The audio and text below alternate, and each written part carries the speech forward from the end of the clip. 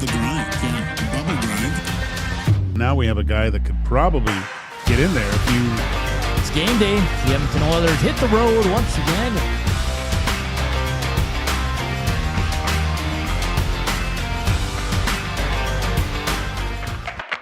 Let's begin, pal.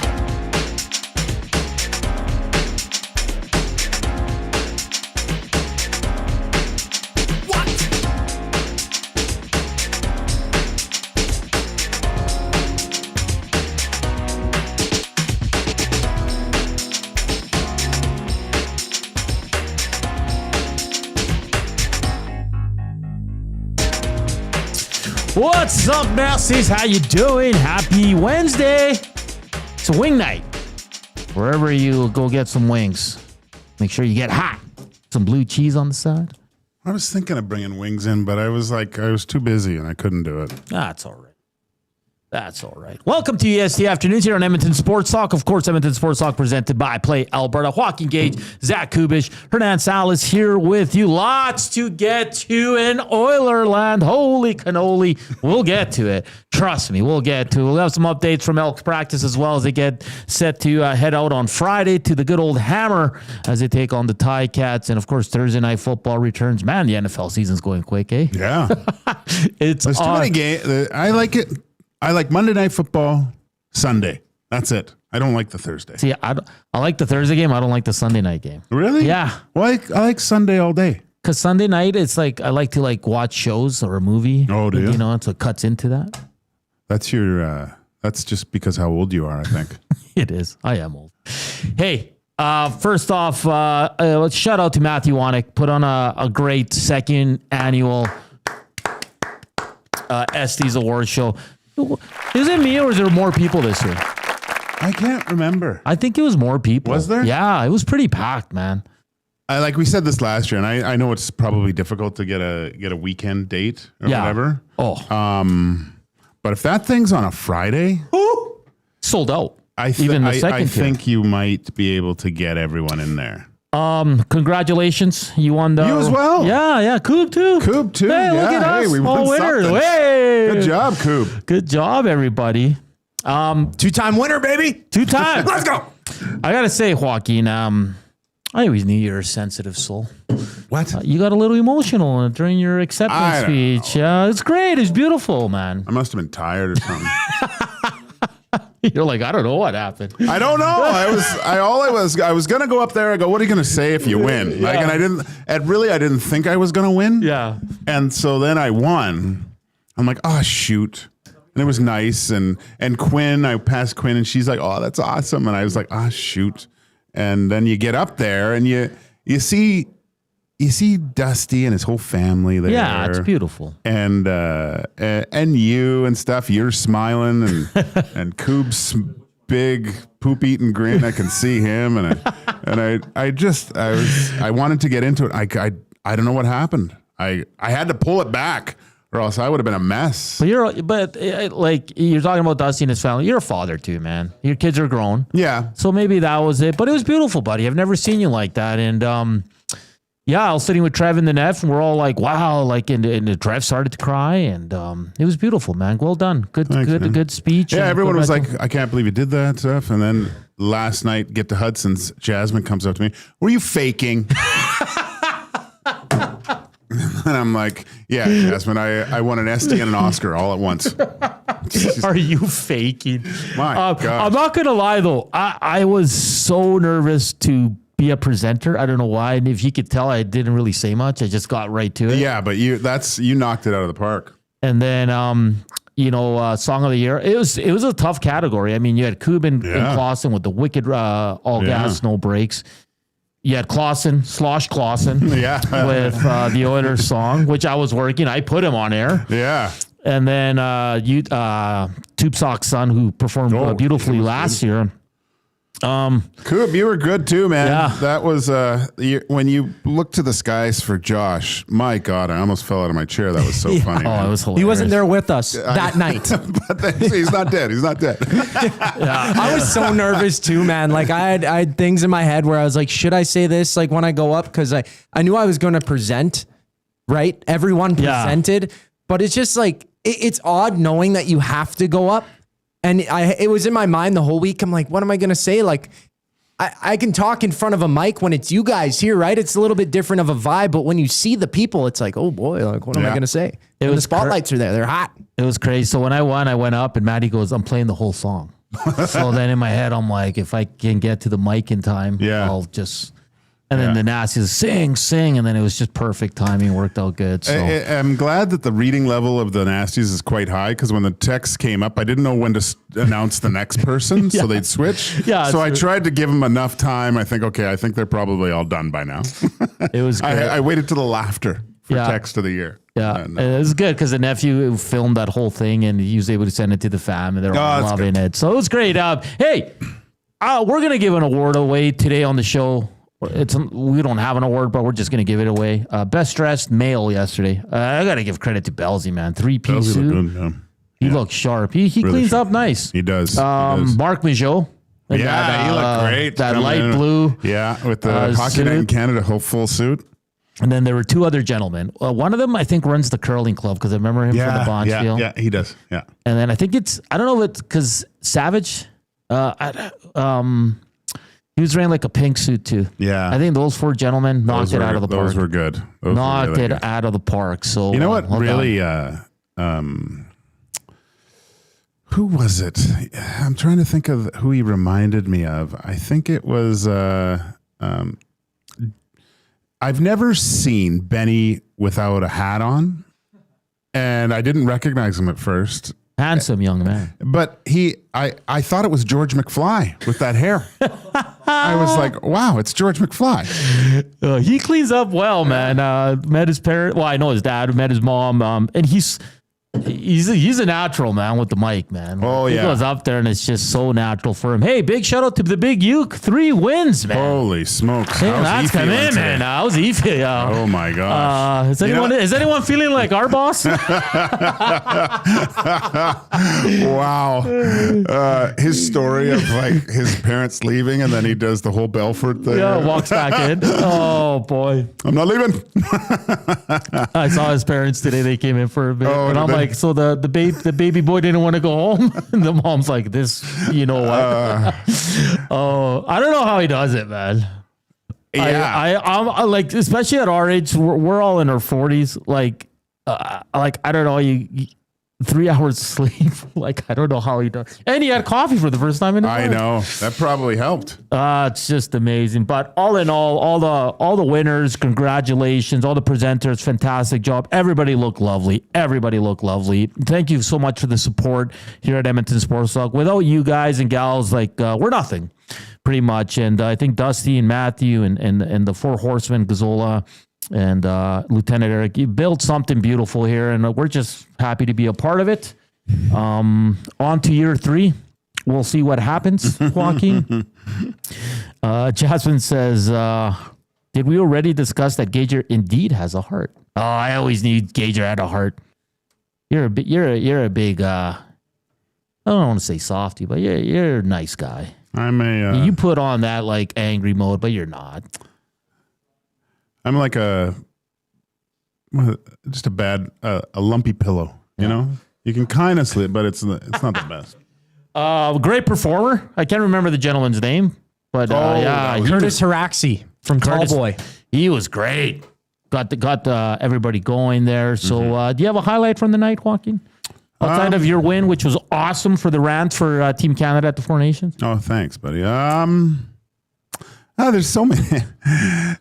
The whole night, it was hilarious, right? Like the start of it, seeing everyone congregate into in the foyer there before going in, saying hi. Everyone looked great. Oh yeah, yeah.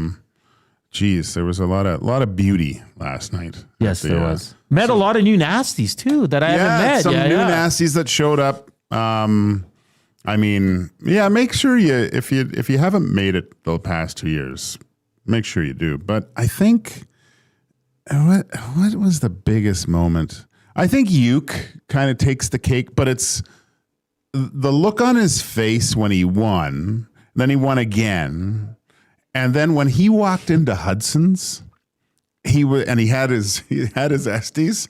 It was like watching someone who had won like multiple Academy Awards walking. He was really happy. So it put a smile on my face. I think just Big Uke's whole performance last night, awesome. It was great. It's fantastic. Such a good time. Me and Gager did not sit together. You had the chest hair though. Made an appearance. Well, I thought I'd go with a plunging neckline. It was great. I had such a great time. A lot of people were calling me I look like a professor the way I was. You dressed. did. Yeah. Just straight from the U of A. Looked like Will Hunting. Oh, Yeah. Maybe. Yeah. Oh, You know, hey, yeah, that's a good movie. Nerd draft tomorrow. Oh, There were some big ones, man. I was maybe coming up with some ideas in the bullpen, we like to call it. Eric was studying for the draft. There's tons of things that you could go with, man. It's so much. Yeah. Congrats to Reed Wilkins for winning too. yeah. I love when he went up to present and he did 4 different voices. They were all quite similar. And then him and Jay with it was poems, right? I thought they were great. They're limericks. That was they're good. limericks. They're brilliant. Absolutely love it. Marshall and the Muzz, just fantastic. God, Marshall. Yeah. You know, that was another great, because I think we were standing beside, and Dusty went in and Marshall was right behind him.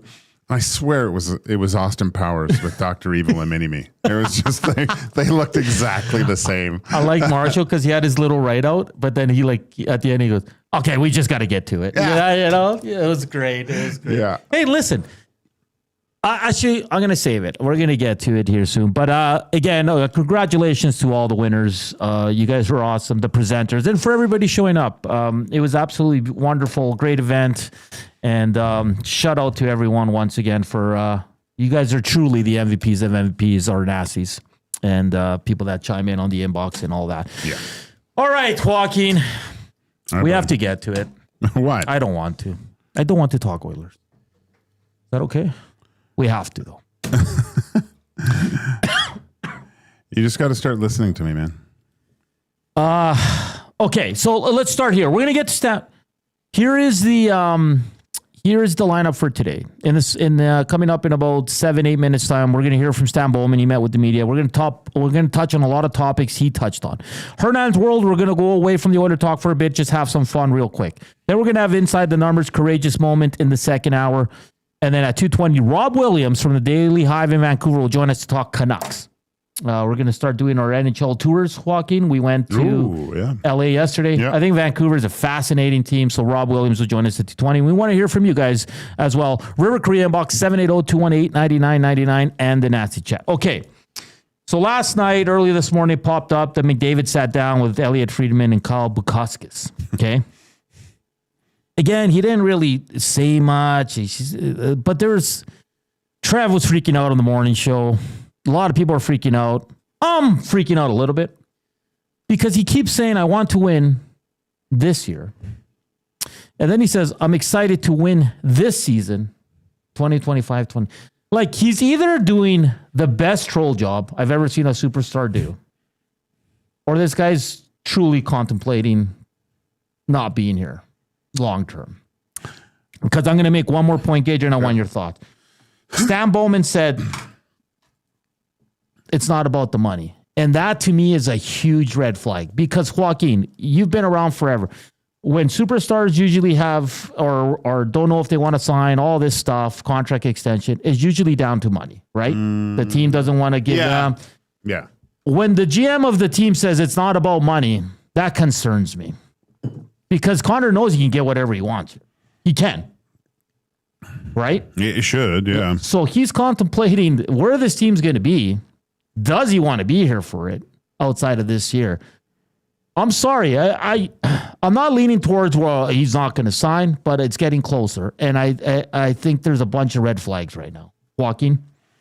No, massive for Connor McDavid fans, you know. The key thing that I took from that little snippet, and you know, it's a very, I guess, emotional part of the interview. But when he says, I've earned this, I'm like, okay, that's where, to me, He's talking about unrestricted free agency. I've earned the right to do this. Because no one's debated he's earned whatever his next contract will be. No one's debating He's that. done everything possible for this organization for over 10 years, right? Or 10 years? Has he been with the organization? Oh, yeah. 10 years.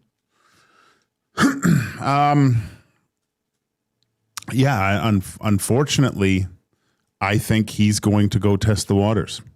And that puts the Edmonton Oilers in a very, very difficult position right now, where I don't think a player of his caliber, you cannot let them walk for free. And I don't know if you listened to the hangout today, but Brant Myers was talking about it, and he had some really good points. He's the same thing. He thinks that now he's going to go test the waters. You know, Can you blame him though? No. Okay, exactly. No. It sucks for Edmonton Oilers fans to hear it. And he like, I look at Ken Holland, he did his job. In that 5 years, he got them within a couple goals from winning the Stanley Cup. That's what he promised. That's exactly what he did. He put the team together and they got there. Connor McDavid has got there. Took him a little bit longer, right? But he got there and didn't meet the goal, but he got a chance to win a cup. And now, and everyone speculates what they talk about.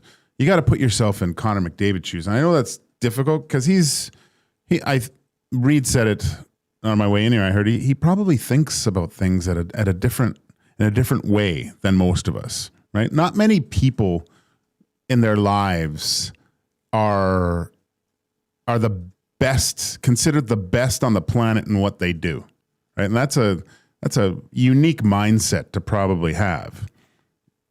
And he knows this. He deserves this. But the Edmonton Oilers have to make a decision here. Yeah. The thing that bothers me a little bit, and maybe it's just Connor, and maybe you can't tell me he hadn't thought about this years before too, where he wanted to be at this point. He's a very smart guy. Yeah. And maybe they were talking about this. Obviously they were. You'd be an absolute moron not to be talking about Connor McDavid contract extensions, even with 3 years left in his deal. Yeah. Right. And maybe this was the trying to mitigate this issue from coming up by getting his old coach, getting his agent, getting everyone that knew him personally and professionally to try to get this done. So I look at it, if these guys don't get an extension done with Connor, it's a massive failure with this organization to not make him think there's no other options. I want to stay in Edmonton. I just said it. For me, when Stan Bowman says money's not an issue, that's a red flag to me. I'm not panicking. I'm not saying, oh my God, he's leaving. But it's getting close. It's inching closer to that, because if it's not the money, it's the team. That's all it is. It's to see what else. Yeah. I mean, he might be sitting there with, what's his wife's name? Lauren? I don't even know. Yeah. Is it? It's Lauren. Yeah. Lauren? Like, they might be sitting there at night, having a glass of red going, hey, maybe we want to go you want to go somewhere else?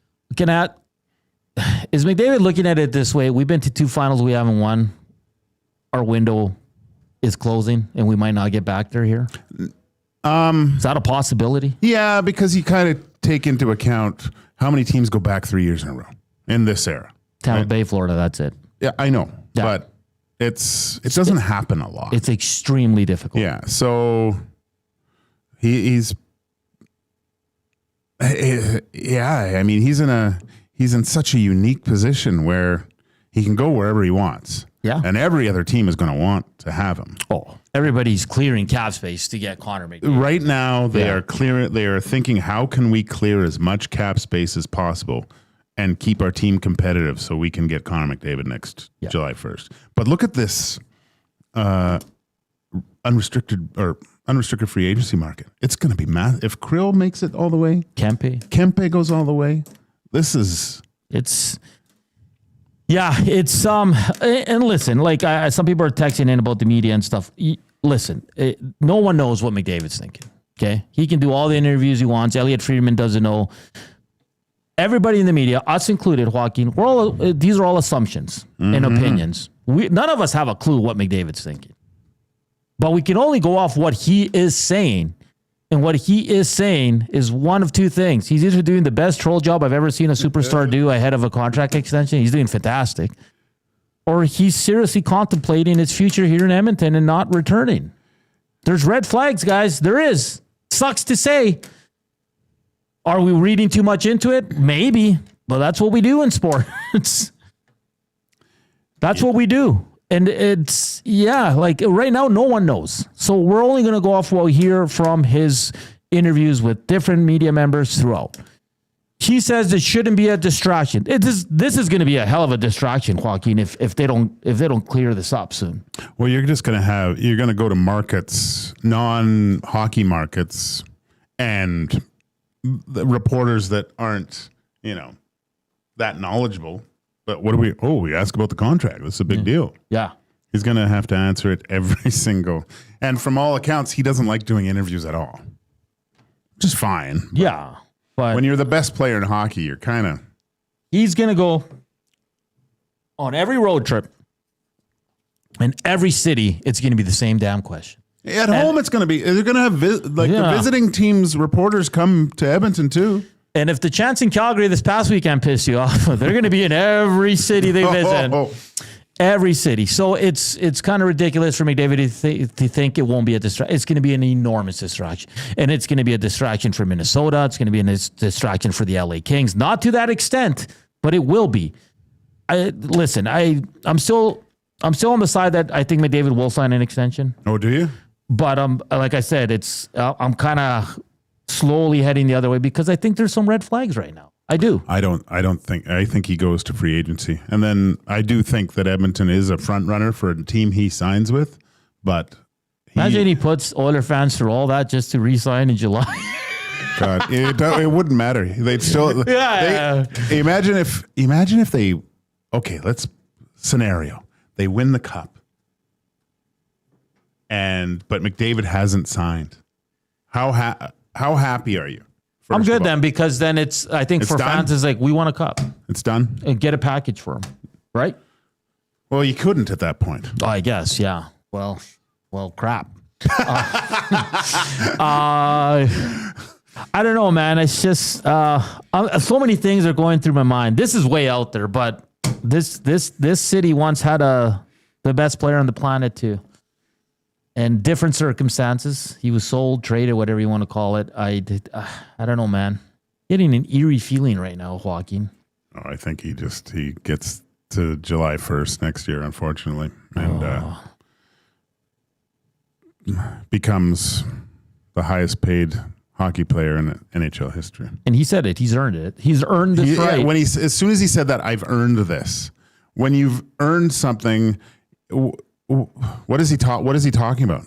He's earned the right to unrestricted free agency. Kenny Holland got him to 2 cup finals because I know he wasn't here last year, but that was his team. That was his team. His team. I don't care what anyone says. He got him. Is Connor thinking, like maybe our window's closing a bit here? Maybe he's up. Like, who knows? You could say anything. Maybe he's upset with management. Because Elliot and Kyle asked him, what do you need to see from the team going forward? To kind of, keep you here. And he said nothing. He goes, we have the core pieces. Mm-hmm. But he keeps bringing up, he's very specific in saying this year. Yeah, no, there's nothing past this year. He's very specific. All right, we're going to continue the conversation. I mean, probably for the next 6 months, we're going to do this. Holy smokes. Holy smokes. Hey, hit us up. Nasty chats. Hey, we got 171 watching, Joaquin. We should hit 100 thumbs up today. Oh, yeah. We should, right? Yeah. Yeah, okay. River Korean Box, like always, 780-218 $99.99. Of course, the afternoon inbox is presented by the River Cree Resort and Casino. Check out Tap 25 Restaurant, where the prime rib special is just $18.99. It's available 7 days a week from 11:30 a.m. to 11 p.m. And of course, Edmonton Sports Talk brought to you by Play Alberta. You want to get in on some money? All you got to do is deposit $50 to get a $50 free bet using promo codes EST Sports and YEG50. More Oilers on the other side of the break, and we'll hear from Oilers GM Stan Bowman. Here's Coop Sports Update.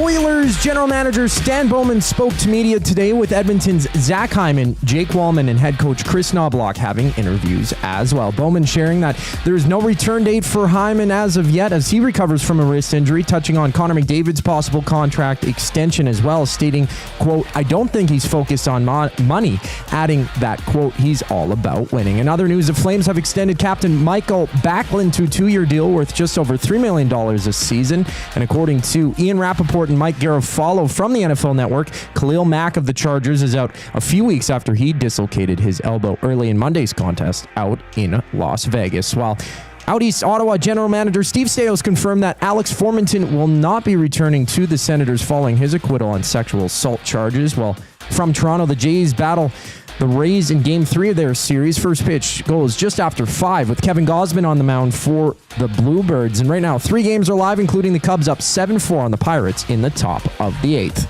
This sports update is brought to you by the Edmonton Elks. Catch some double E football action this season. The Elks' next home game comes September 27th as they battle the Riders. Tickets start at just $20. Get your tickets now at goelks.com. The conversation continues following the break. I'm Zachary Kubish, and you're up to date. The Nielsen Show with Lieutenant Eric. Rick Zambert. Certainly the Ticats feel the Elks' pain because they were in that frame of mind following the Labor Day game and the last-second loss against the Argos. So I think the Ticats are really prepared for a slobber knocker of a game because Edmonton can run the ball, can play some pretty good defense. They have some weapons, always good on special teams with Javon Leake. I think this is going to be maybe a high-scoring game. Maybe both teams get into the 30s. The Nielsen Show with Lieutenant Eric. Weekday mornings 6 to 9. Only on Edmonton Sports Talk. Your clear choice for Edmonton sports. Since 1952, William Huff has been the heartbeat of Edmonton's advertising world. From humble beginnings to a citywide powerhouse, we've been the go-to for signage from print to design and installation. Partnering with Edmonton's top sports franchises and major events, we've helped shape the city's global reputation. Our secret? Unmatched customer service, decades of experience, and a passion for excellence we call the William Huff Advantage. Visit us online at williamhuff.com. Fall football in your living room just became the fan zone. Before you move in the giant screen, make space to cheer on your favorite team with Sentinel Storage. Try 4 weeks free at sentinelstorage.ca. Lobsterfest is back at the Canadian Brewhouse. Saturday, October 4th at 6 p.m. A pound and a half of fresh Atlantic lobster with all the fixins for just $49.99. Pair it with a stein of Alexander Keith. Details at thecanadianbrewhouse.com. The leaves are turning, and just like golf season, time is running out to get in on Play Alberta's biggest offer ever. For a limited time only, new players can get up to a $1,000 casino bonus when they sign up. There's never been a better time to join the fun. Visit playalberta.ca today to get started with casino, sports, and lottery all in one app. Must be 18 plus to play. Remember, if you gamble, please use your game sense.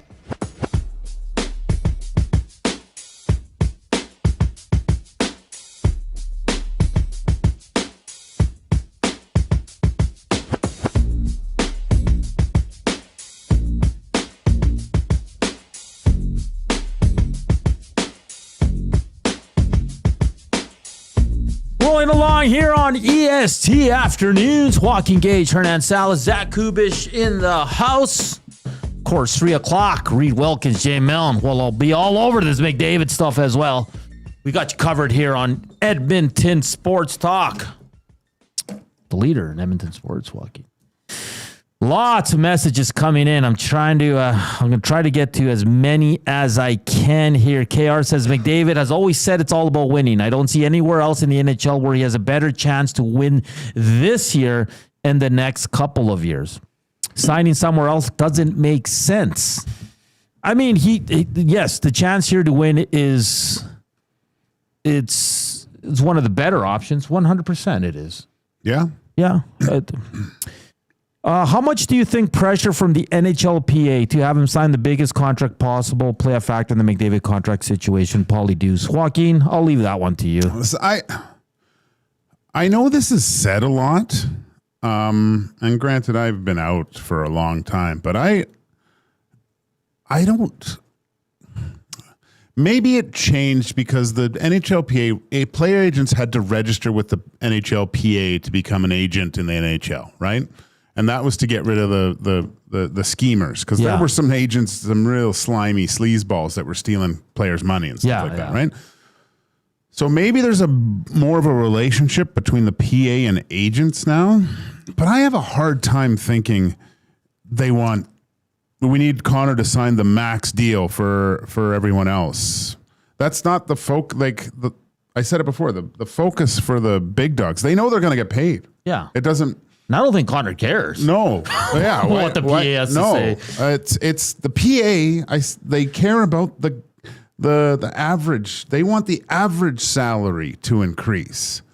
So that way everyone gets paid more. Because most guys are right around that average. Then you see the top dogs making tons, right? So yeah, they don't think of it that way. They're looking more towards the middle of the pack players. I don't think they're worried about because they know they're going to get paid anyway. CB radio guy. Now talk about how both Friedman and Book after the pod said he resigns at Edmonton. Sure, that's fine. I mean, I think a lot of us here have said it, that we're pretty confident he's going to sign. But again, these are all opinions and assumptions. Like, I'm sure Connor didn't tell him. So, sure, they can think that, but it doesn't mean it's going to come true. At first, I thought it was the hesitancy on Kaprizov contract, right? Okay, because it's certain years, there's certain players that will adjust the market. Okay, that's just the way it goes. But now I'm thinking a lot differently. I don't think Kaprizov even comes into the thought of Connor McDavid. No, it's not. He doesn't even care what he's. This is Connor McDavid thinking about Connor McDavid. Yeah, because you can't tell me if Connor said, "Yeah, I want to sign for 19.5," that check is getting sped through. That contract is like, let's sign it now. Let's write it on a napkin. Worry about everything now and get pen to paper as quick as. Let's DocuSign that thing. Yeah. Right. But everyone in there in the chat and the text line 780-218-9999. He says River Cree inbox. It's what happens if he doesn't? Edmonton Oilers have to make a trade. Yes. 100%. They have to. CB says that doesn't fit the narrative though, right? What narrative?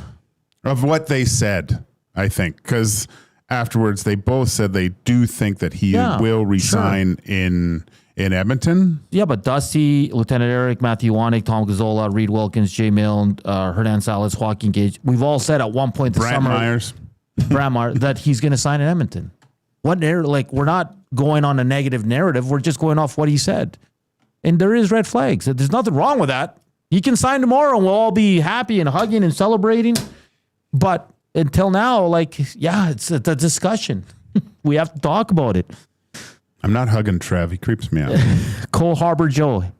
Do you think going to the finals back-to-back actually hurt this situation? It's such a unique timing to be entering his UFA season. It might have been better to fail a little shorter than the final. He might be thinking he can't win here. Well, it kind of brought that up, right? Like, does he think maybe it's going to be really tough for them to go back? I don't think so, because a lot of the older players left, right? Mm-hmm. And they injected some more youth. So it's a change of mindset to a lot of guys that didn't. There's guys that went through it, guys that didn't. But some of those younger guys are going to have to step up too. That's a lot of responsibility put on guys that haven't played a lot in the NHL. Exactly. And I mean, we will hear from Bowman. I don't know if we're going to go that far into it, but he said they'd like to see Tomasek in training camp get some top 6 looks.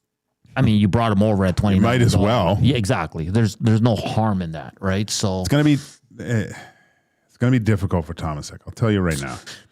I'm not saying he's like he was good in Sweden. I played in that league. There's some very, very talented guys that could play in the NHL. Right? But a lot of Swedes, they want to stay home too. Mm-hmm.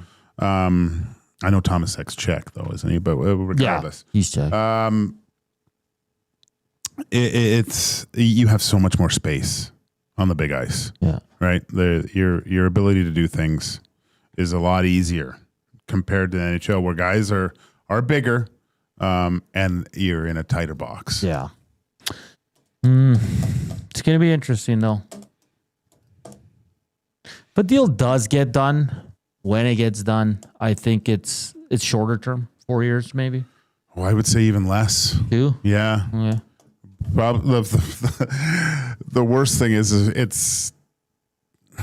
this is why does he sign short term and have to go through all this again in a few years? Because at 4 years, he's 33. He's still got a lot of good years. He can still make a lot of good money. Yeah, but everything starts to the undefeated and all this is father time too. That's true, right?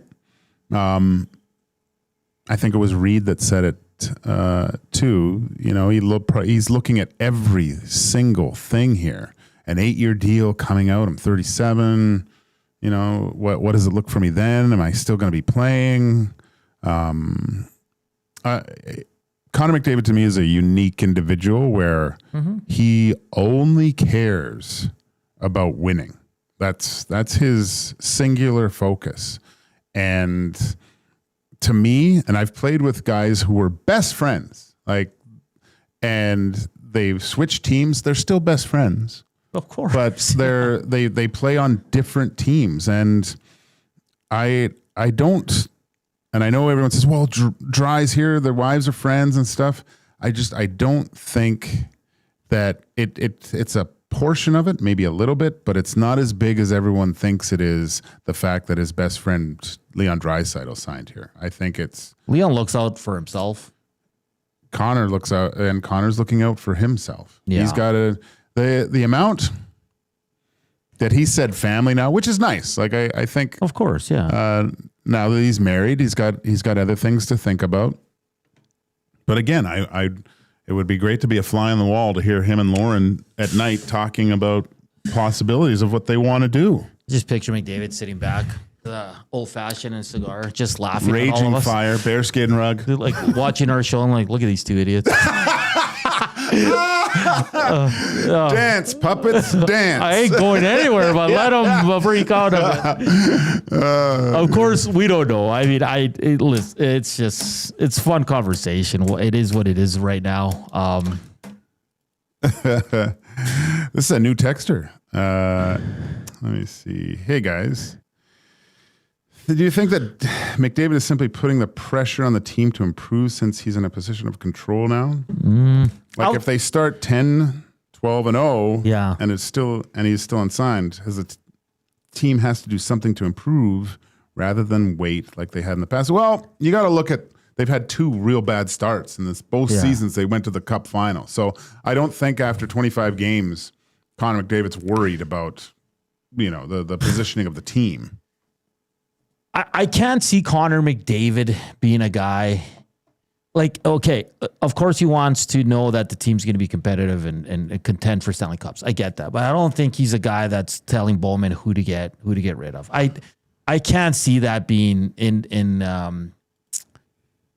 being something Connor McDavid does. I truly don't. No. I think he's the captain. He has his former agent, his former junior coach, sure, blah, blah, blah. But I don't think Connor McDavid is a guy that demands that he needs to be in on the transactions. I don't know that. I don't know how many superstars are in on that outside of LeBron.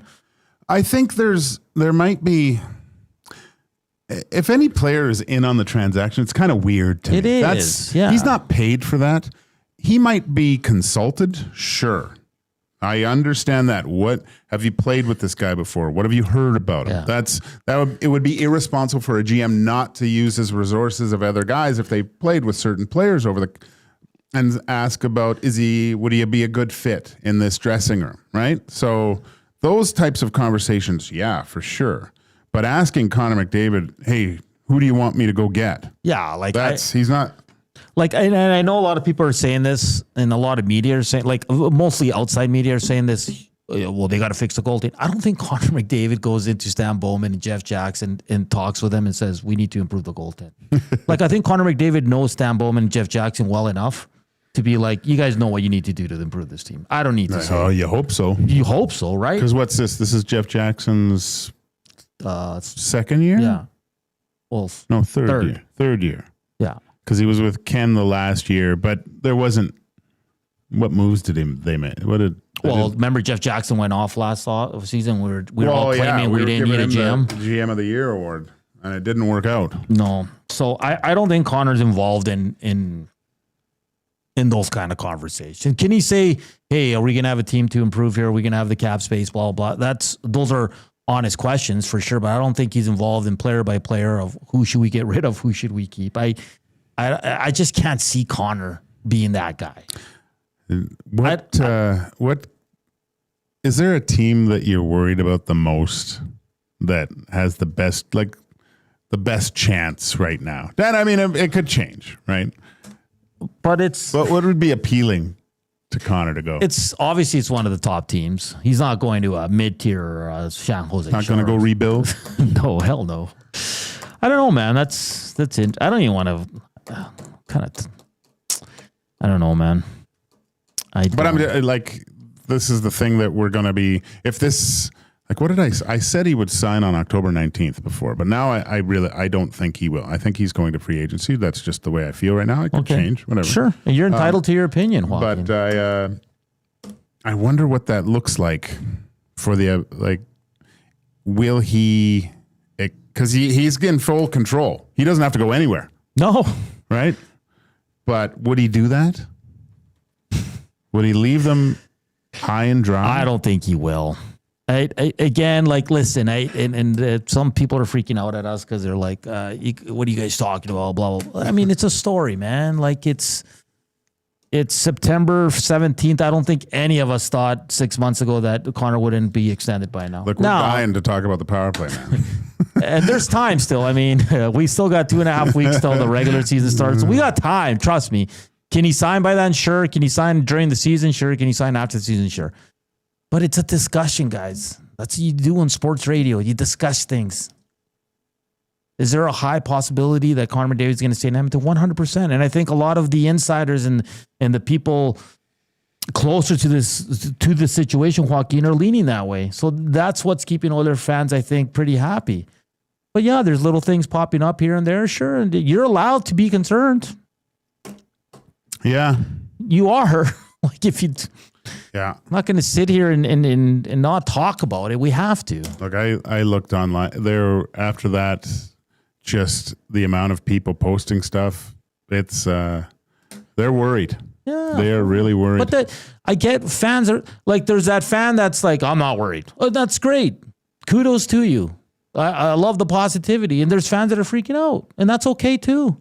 You know, I might even have a dart if he smokes or if he signs before the season. You promised. I said might. If Connor McDavid signs before the season, me and Joaquin will have a dart on air at the Maurier Mello. Who's down? Hey, this is a fun conversation. This is why we love you guys, the Nasties. Even if we don't agree, we love you guys. 171 watching on the day that the Oilers report for medicals and all that fun stuff. Tomorrow they're on the ice. We'll get our first look at some lines, and we'll probably freak out about that too and overanalyze.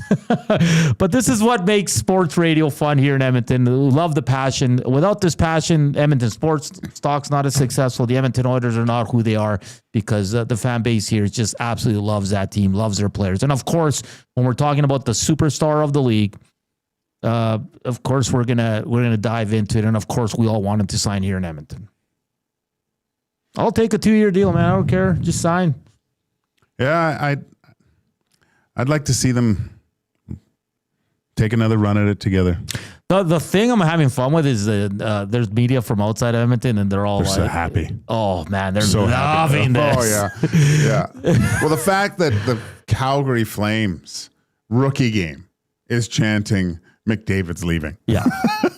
Good on them, man. That's a good chirp. That's a good one. That is good. Well done. Portions of this hour brought to you by the Canadian Brew House. Make your birthday legendary at the CBH. Epic food, killer drinks, and a vibe you can't beat. Plus, get free nachos with their app. Book your party now. The Canadian Brew House. Our house is your house. We're going to switch things. On the other side of the break, we're going to hear Stan Bowman. We're going to break down some of the things he said about certain players. And we're going to go into the second hour, continuing the Oiler talk. Then we'll have Rob Williams on for Vancouver, and we'll do Hernand's World in the final segment just to kind of unwind from all this Oilers conversation. Might have a smoke earlier. We might go for one now. Hit us up on the Nasty Chat, River Korea Box 780-218-9999.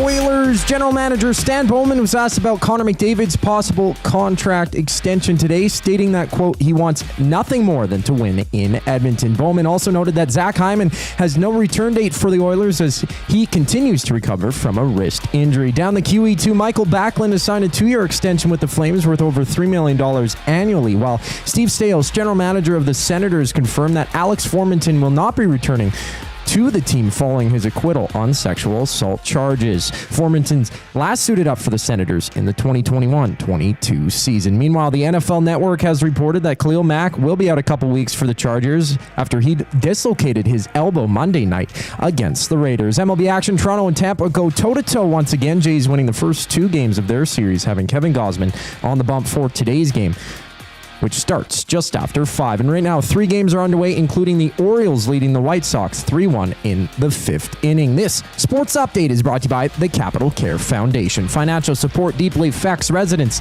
at Capital Care, whether it's a one-time donation or monthly contribution. Every penny counts. Find out how you can donate at Capital Care Foundation.net. Up next on the show, we hear from Oilers general manager Stan Bowman. I'm Zachary Kubish, and you're up to date.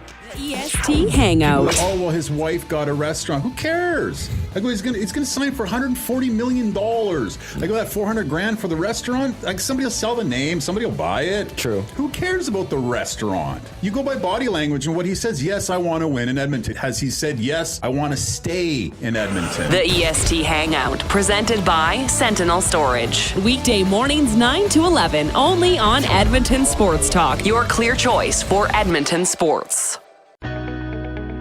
When gambling, set a budget before you play. Stay informed and visit GameSenseAB.ca to learn how. Remember, if you gamble, use your game sense. Weiss Johnson, whoa.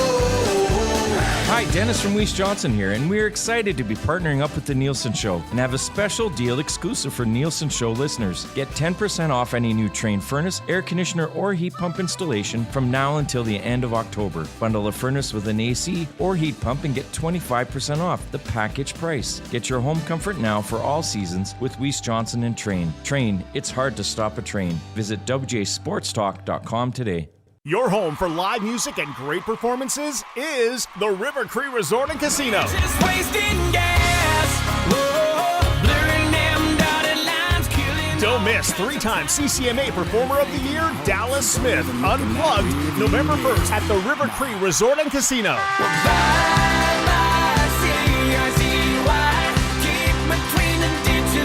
Get your tickets at rivercreeresort.com. River Cree Resort and Casino. Excitement, bet on it. Looking for quality building materials and friendly advice? Visit us at Windsor Plywood Leduc, family owned and locally run since 1993. From interior materials for doors, flooring, baseboards, and all the finishing touches to all you need for your outdoor projects like cedar lumber for decks and fences, plus all the plywood you'd need. Our full-time on-staff carpenter can help with anything odd-sized or custom, and from domestic hardwoods to exotic selections, we've got you covered. And if we don't have it, we'll track it down for you. Windsor Plywood Leduc. We're the experts you need to know.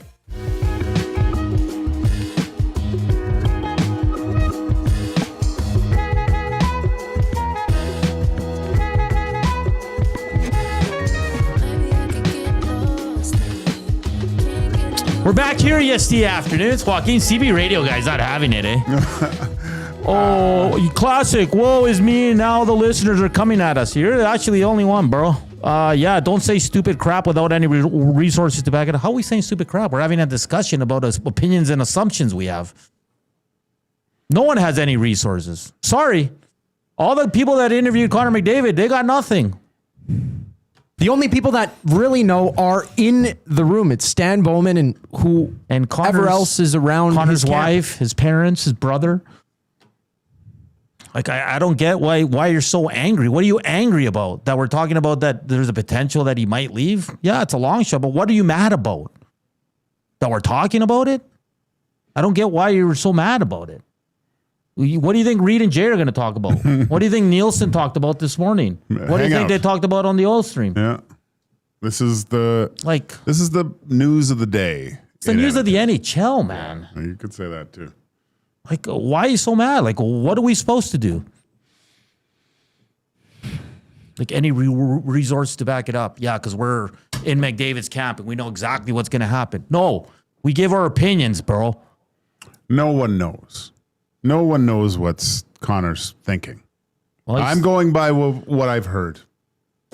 And I've heard basically the same as everyone else. We're all going off. Guys that have talked to him, right? Yeah, we're all going off what the interviews he's done. And if you think there's red flags, you're entitled to your opinion. Let's hear Stan Bowman. Oilers GM. He met with the media earlier today. Here is, we're going to play a couple of minutes of it, and then we'll get to some points that he brought up. Here's Stan Bowman from the Oilers.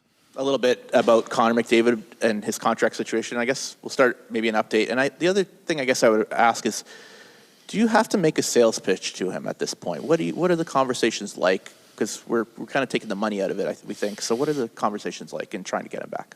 I think the conversations with Connor are always more, I wouldn't say it's a sales pitch as much as just it's a dialogue when he has questions or I don't want to get into what we talk about, but I think it's more free-flowing conversations. Like I've gotten to know him now. I've been here for a year, and I feel like we can just sit down and talk hockey or talk about things that are on his mind, things about the current team or the future team. And I've done that not just recently, but also throughout the last season. Like I find he's got a real good pulse on the team as well. I mean, as the leader and the captain, I think he has thoughts on things, and I want to understand that so that I can, kind of working together on it. So I would say it's not so much a sales pitch as it is just a conversation, and it goes in a bunch of different directions usually. I feel like the conversations are more about the next year's team than they are even this year? Well, it's a blend of that. I would say he does ask me about like where do I envision things, so that's a part of it. We talk about this year too. We talked about what did we do well last year? What do we think we could change or should change?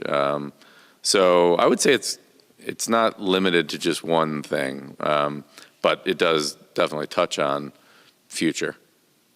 Have an update on Zach Hyman as we head toward camp and into the season here? No, I don't. I think we're doing the medicals and stuff today. I'm sure we'll get an announcement out at some point, but I know he's doing well in his rehab. As far as his timeline, though, I don't have that yet.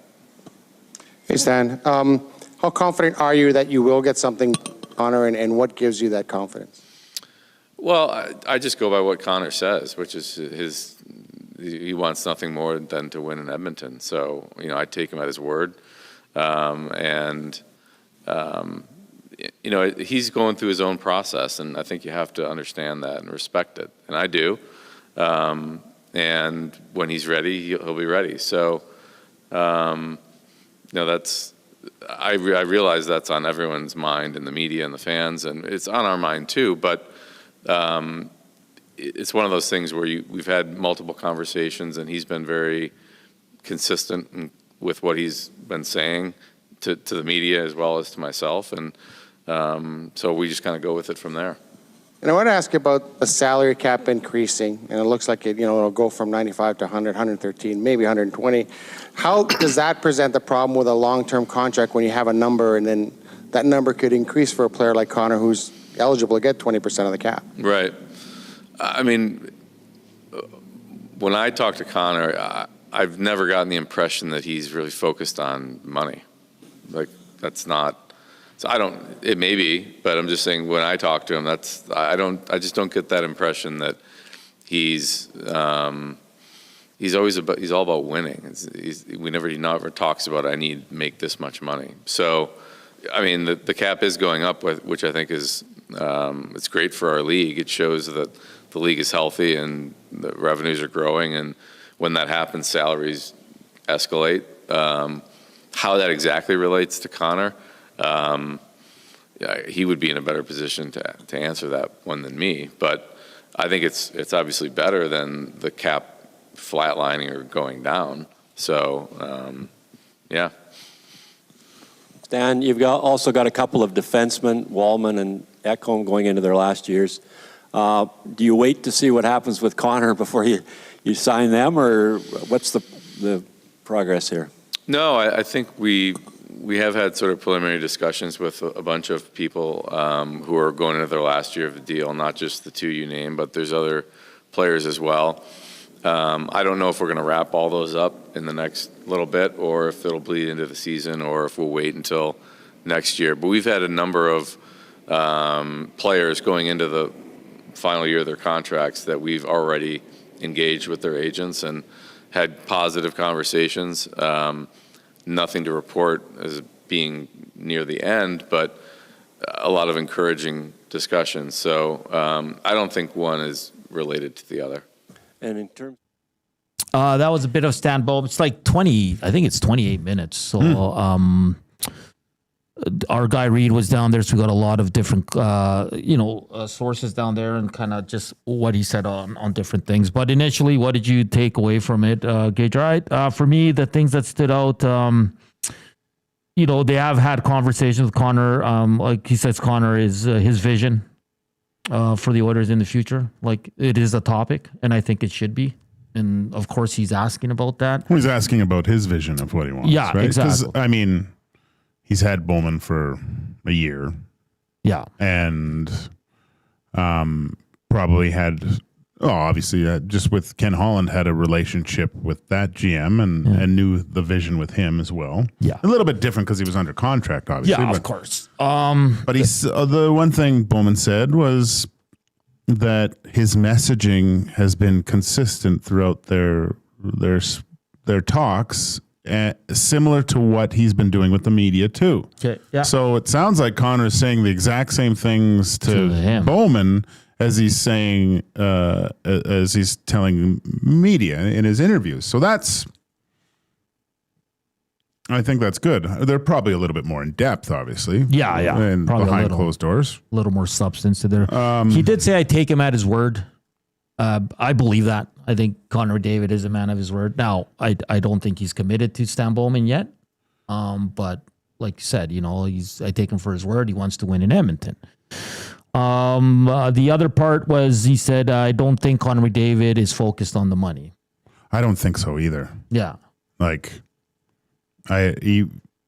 some guys are a little bit more flamboyant with their style.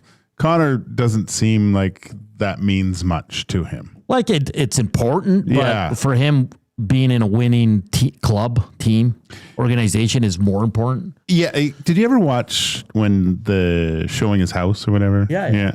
Like he almost seemed. I'm completely speculating, but he just seemed kind of embarrassed about it a little bit. To me, anyway, I don't know why I got that from him. So again, that's a guy that just, I'm able to buy some things or whatever, but it's not his sole purpose. No, right? Of course not. So yeah, I'm pissed off to listen to Hernand throughout red flags. This guy's fine. Just logic. That's it. CB radio guy. I said the red flags was money's not a problem. I think that's a red flag. That's my opinion. I also said him continually saying, I'm really looking forward and want to win this year. which is normal, yeah. But I mean, most guys say, I want to win with this organization for a long time. He specifically said 25, 26. Those are red flags for me. What else do you want, CB radio guy? Keep sending them in. Like, you're going to be a jackass? Like, you get blocked. Done with this. But I don't know, man. It's interesting. So Aiden O'Neill basically said it's going to get done. Just thinks he's waiting a little bit. That was from Draisaitl today. Yeah, I mean, I'm sure Dry knows a little bit more than all of us. Probably. Yeah. This is like they went away on the honeymoon together. This was probably discussed. You don't think after a few shots and having a few beers, the boys Look, Leon, I love you, man, but the girls, the girls are like, we're gonna go to bed. Yeah. It's a little late, and the boys up by stay the fire up in and they're Mallorca just on the yacht. Yeah, just having a drink and come on, man. Like, are you staying? Yeah, I'm just gonna mess with the media for a bit. So yeah, I'm blocked to call you out. Sure. What? I don't know what he's talking about. Just ignore him. What's what are we supposed to say? They're red. Are they red flags? I've given him red flags. Yeah. I'm giving him why we're talking about Connor McDavid. What else do you want, bro? If he said, yeah, I'm looking forward to signing my next deal, there would be nothing to talk about, but he didn't say that. Hey, good Lord, man. Anyways, moving on. I'm done with that guy. Done with that conversation. Okay, a few other notes from, so it sounds like Walman's going to play the right side with Darnell Nurse. Yeah. Sounds like Walman said, if you're going to play me on the right side, you leave me there, which is good. Yeah. You don't want to be flopping back and forth. Walman also said that he thinks on his offside, he can create more offense, which is interesting. Okay. Hyman update, won't be on the ice, obviously.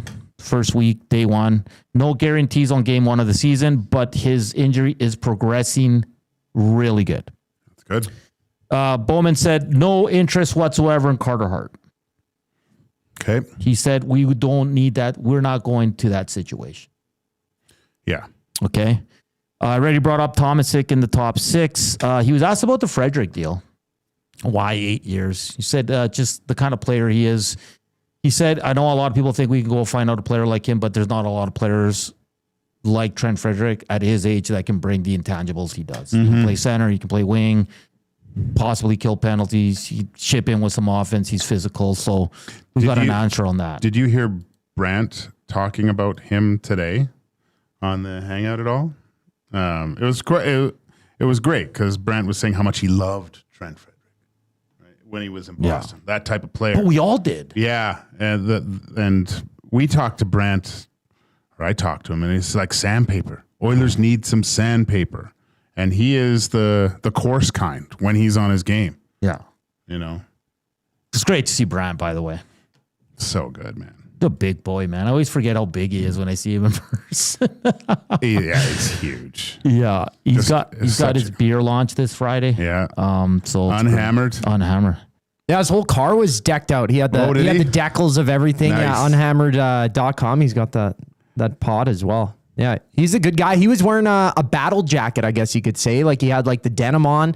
He had a Def Leppard patch. Yeah, he had an ACDC patch as well. Great. That was pretty He's sick. great. He's great. He's fantastic. So, just quickly, is it Connor Clattenburg, the young guy that fought? Yeah. Yeah. Did you see him? Like, he was, I watched some highlights because he kept being mentioned and stuff. Listen, I think Reed said it best. He goes, he seems like a kid that knows exactly what he needs to do to make it. I love that. Yeah. I love when I hear guys that come into camp and go, you know what? If I'm going to make this team, I need to be Liam Neeson, a particular set of skills, right? Yeah. And it looks by all accounts that he has some. That's encouraging, man, to have now. And I'm looking probably into the future, but Frederic, then you have a Clattenburg. Now you're talking about two guys that everyone's got, they got rear view mirrors on their helmets because these guys are coming. Like, this kid can, like, maybe in a year or two, right? Yeah. Spend some time in Baco, see what he can do. See what he does. And yeah, it's going to be great. Hey, the Afternoon Inbox is presented by the River Cree Resort and Casino. Of course, everybody's welcome to Texan. You want to check out some shows? Steve-O, the Crash and Burn Western Canada Tour, September 28th. All you have to do for tickets, rivercreeresort.com or River Cree box office. Okay, it's been a fun conversation. In the second part, we're going to do Inside the Numbers. We're going to talk about Jake Walman, Joaquin. Yes. Okay. No more Connor McDavid talk. Okay. Not cool with you. And we're going to give our courageous moment out as well for this Wednesday. 2:20, we're going to head to Vancouver, check on our boy Evander. See what's up with Evander Kane. Their management met with the media today, so we'll get a good idea of what's going on down in Vancouver. And Hernand's role coming up. He'll be back by the trade deadline. Can you imagine? We're back after the break here on EST Afternoons.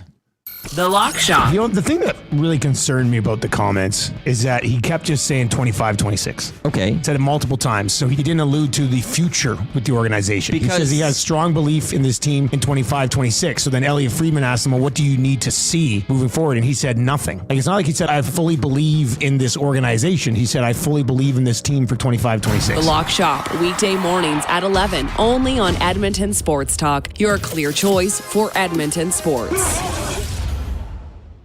Running your own small business takes courage, and as it grows, so does your team. That's why Alberta Blue Cross offers health, dental, life, disability, and wellness benefits designed for small businesses, because we know a healthy team means a thriving business. Join over 5,000 Alberta businesses who have chosen us to help their business grow and succeed. Alberta Blue Cross takes care of you and your employees, so you can take care of your business. Visit ab.bluecross.ca to find a plan that's right for you. Get ready for pure adrenaline at Buck's Auto Parts Annihilation Night, Saturday, September 13th at Brand Torque Raceway. Witness an action-packed evening filled with crashing, smashing, and jaw-dropping stunts. From heart-pounding collision to cars dropped from towering cranes and a jet car burn. Celebrate an evening of outrageous entertainment at Buck's Auto Parts Annihilation Night, Saturday, September 13th at Brand Torque Raceway. Just west of Highway 2 and Highway 19 at the Edmonton International Airport. Tickets and info online at radraceway.com.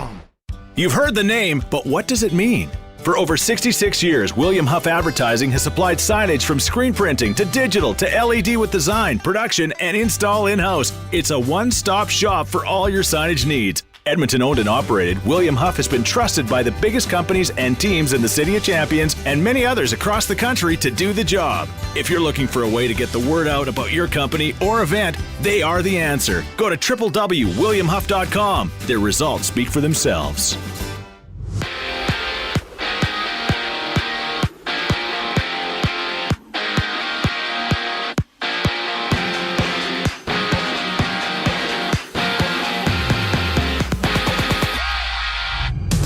Day one of Oilers training camp had a few media availabilities, including general manager Stan Bowman addressing Connor McDavid's possible contract extension, stating, quote, I don't think he's focused on money. Bowman also shared that Zach Hyman's return to the team is unknown as he recovers from a wrist injury, adding that the team is not interested in free agent Carter Hart.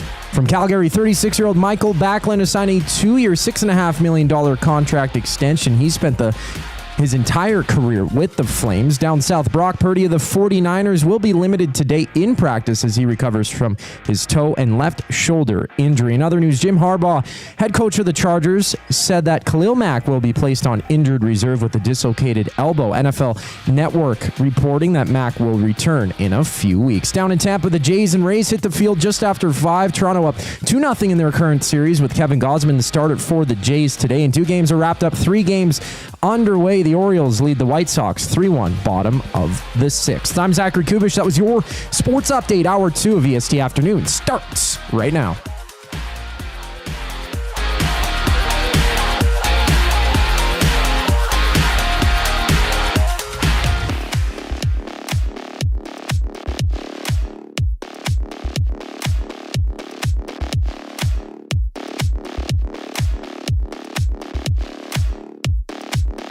It's hour 2, EST Afternoons here on Edmonton Sports Talk, live from the William Huff Studios. Since 1952, William Huff has provided industry-leading advertising solutions for thousands of valued clients.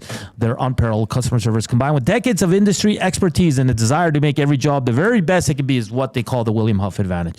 Visit their website at williamhuff.com or give them a shout, 780-454-4536. 2:20, we're going to head to Vancouver, talk with Rob Williams from the Daily Hive. Hernand's World still to come. And quickly, we're going to get to our courageous moment, Joaquin. Okay. Are you cool with that? I'm good. Our courageous moment brought to you by the Alberta Blue Cross. For comebacks on the field to changes off it, Alberta Blue Cross helps Albertans face every moment with courage. Today's courageous moment is going to go to guess who? For the second time. Dustin Nielsen. Really? Yeah. What courage he had to not take a ride with his parents at 11:30 and stay till the end. What courage for him to get up after what? Max 3 hours sleep? Max. Come do a show and then do another show and then have a meeting. It's very courageous. It was unreal, man. Like, well, he was there and there was chants from the nasties down at Hudson's on White for him to stay. And he did. And he delivered. Yeah. He was there, man. He's the best, man. I thought you were going to go a different route with this. I would have gave honorable mention to the courageous moment. I'm going to give it to everyone in attendance at the Nasty Bash because when Patty's son started throwing ninja stars in the theater. Yes. Like he almost killed 5 people. They were like coming in hot, man. He went full ninja. It was like they were screaming. People were ducking under seats. So it was great. That's a good one. And the other one I want to give it to is Marsh and the Muzz. Yeah. It's a room full of adults, all crazy and rowdy. For them to go up there as kids and present an award and do what they do, it's very courageous, and they do an excellent job. It's one of my favorite moments of the Estes. Yeah, you know why? Because I see sometimes when I see kids, I see my kids when they were younger too, right? But it also, don't you remember as a kid doing stuff with your parents when you were really little? That it was just everything was so big. Yeah, like these are memories that those two will have. Remember when, like, him and the Muzz at family dinners, and Dusty's sitting in his big. Well, Marsh will be running. EST. Right, I guess. Yeah, he'll be telling these stories here one day. But remember those Estes? Yeah. That guy almost killed everyone with those Celebrini cards. I saw one go so fast, dude. Like it was unreal. I tried to stop one. Didn't work. Blew right over my glove. Thank God Strutty wasn't there. He would have mocked me. I love it. So courageous moment goes to Dustin Nielsen, Marshall, and Elizabeth Nielsen as well. And Joaquin, everybody in attendance at the EST. Of course, courageous moment brought to you by the Alberta Blue Cross. From comebacks on the field to challenges off it, Alberta Blue Cross helps Albertans face every moment with courage. Let's get to inside the numbers for Play Alberta. Why limit your choices when you can have it all? Play Alberta is your go-to app for casino games, sports betting, and lottery, all in one place. With easy access to real money games, you can enjoy everything Alberta has to offer right at your fingertips. Download Play Alberta now and start playing it today. Let's talk Jake Walman. Very interesting. This coaching staff, I heard a bit of an knock. They're very high on him. Mm-hmm. They like this player, man. Also, Bowman said about deals for Walman, Ekholm, Podkolzin, etc. He said they want to get him done, but there's an important one that needs to come first. I think they kind of understand that. Yeah, like they'll. So Jake Walman, 29 years old. I thought. Listen, he came over last year. He had a lot more jam than I thought. Like he was feisty. I really like that.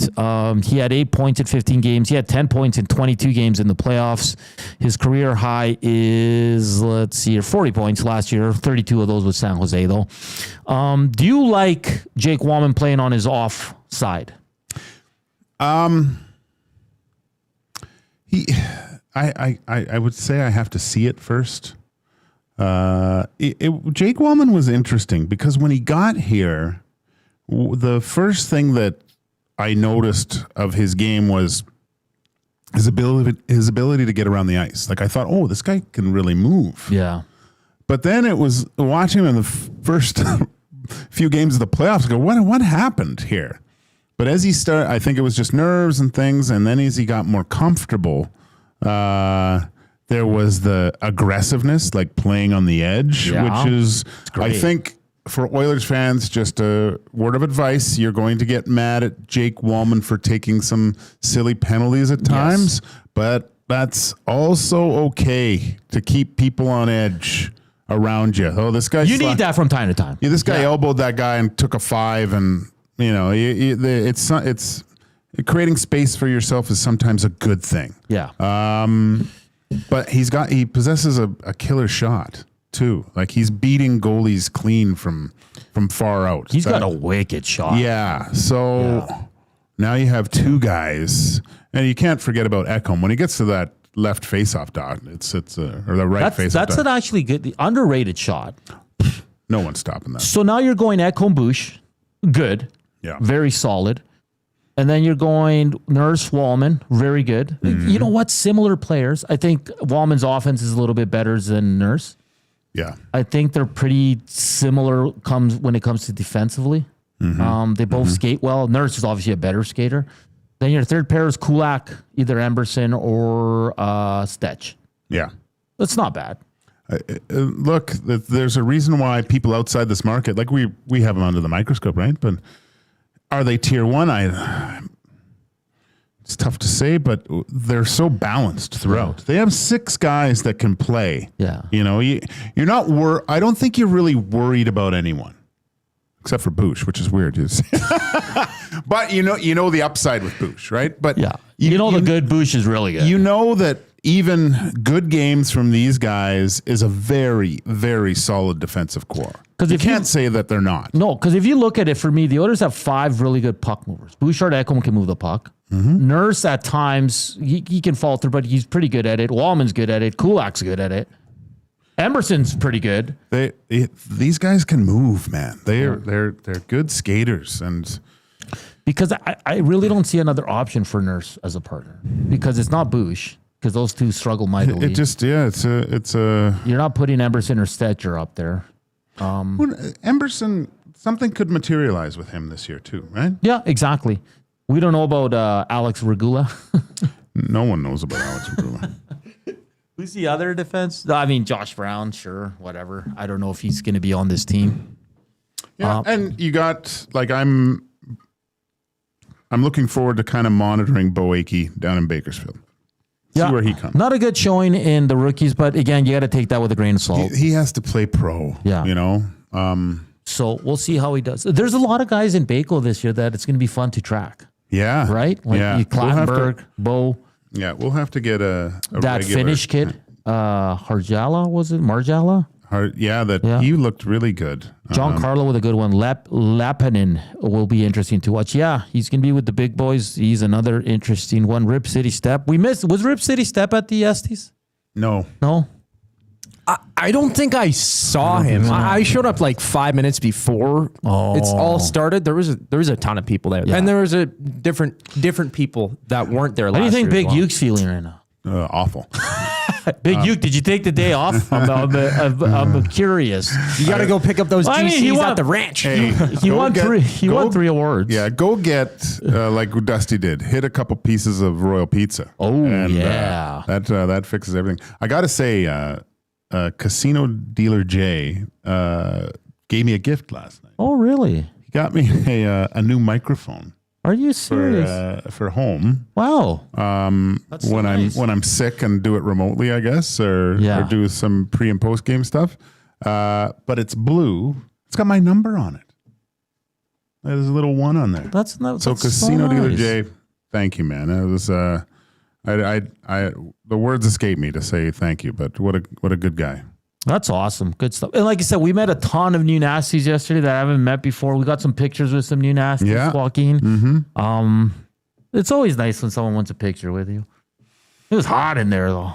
It was hot. It was a sweaty mess. Big Uke, I very much did take the day off. Also, why did Murray have to murder me so hard? And that was uncalled for. Oh, Murray. Yeah. That was tough. Murray's going to have a meeting with HR Daddy pretty soon here. Yeah. That was uncalled for. I was... so, I guess what happens next year? Does Big Uke... Because he's changed his moniker, kind of. He's supersized Indiana Jones now. That's the thing, right? Like, is he in the contention next year again? Yeah, under a new name. I don't think I saw Rip City. I don't think I saw Penner's Pancakes. Some of the originals. But it was great, man. Great turnout. I don't know how we were just talking about Jake Walman. We're talking about Essies right now. So it was me. I shifted. Sorry. No, it's okay. I forgive you. Thank you.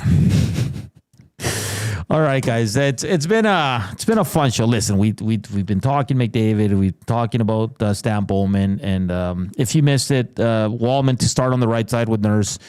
No real timeline for Zach Hyman. Unlikely he'll be ready for the first game of the season, but everything seems to be progressing really good on his wrist. They are not interested in Carter Hart at all. What was the other one? Thomas Eck to get a good look in the top 6, but I think we all saw that coming. So is Savoy, so is like Howard, all that stuff. What else did I miss? Frederic deal, he said it's just the intangibles he brings, the kind of player he is, all the little things he can bring to the team. And then I think Coach said Nuge playing center a little bit more this year. I'd like to see that, actually. He doesn't produce on the wing, so put him center where he's a little bit better. Remember how I was saying... who was I saying that needs to be more like Danault?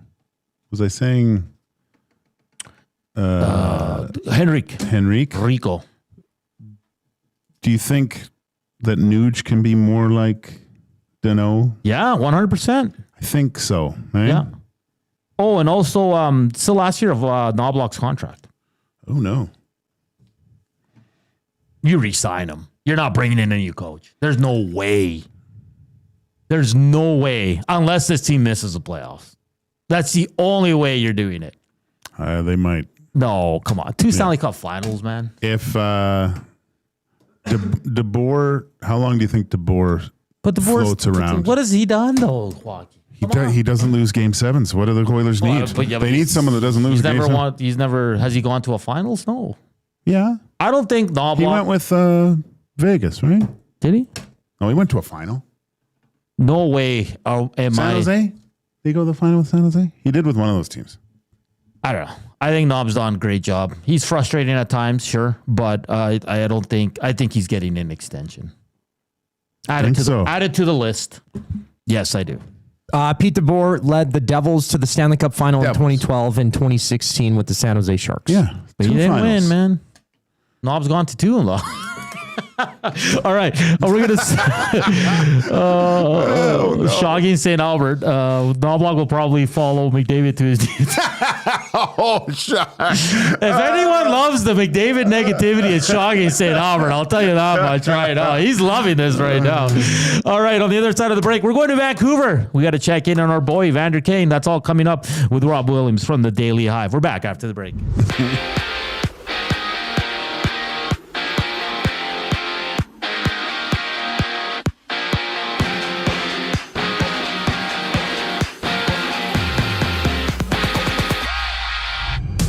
Oilers general manager Stan Bowman spoke to the media. Bowman sharing that there's no return date for Hyman as he continues to recover from a wrist injury, touching on Connor McDavid's possible contract extension, stating, quote, he's all about winning. Bowman also confirmed that the team is not interested in free agent Carter Hart. And in other news, the Flames have extended Michael Backlund to a 2-year contract extension worth just over $3 million this season. And on the field, San Francisco's Brock Purdy is progressing from his toe and left shoulder injury. He'll be limited at practice today for the 49ers, with head coach Kyle Shanahan saying that Purdy, quote, has a chance for Sunday's game. And according to Ian Rappaport and Mike Garafolo from the NFL Network, Khalil Mack of the Chargers is out at least a few weeks after he dislocated his elbow early in Monday's contest in Las Vegas. From Toronto, the Jays battle the Rays. Or from Tampa. Game is down south in Florida. That's game 3 there. Series first pitch goes just after 5 o'clock. Kevin Gausman on the mound for the Rays. And right now, 3 games are underway. 2 of them runless. Giants and D-backs battling in the third, while the Braves and Nationals enter the second, locked at zeros. This sports update is brought to you by Windsor Plywood Leduc. Locally owned and operated since 1993. They're more than just plywood. They offer everything from doors and flooring to decking, fencing, and custom millwork. Windsor Plywood Leduc.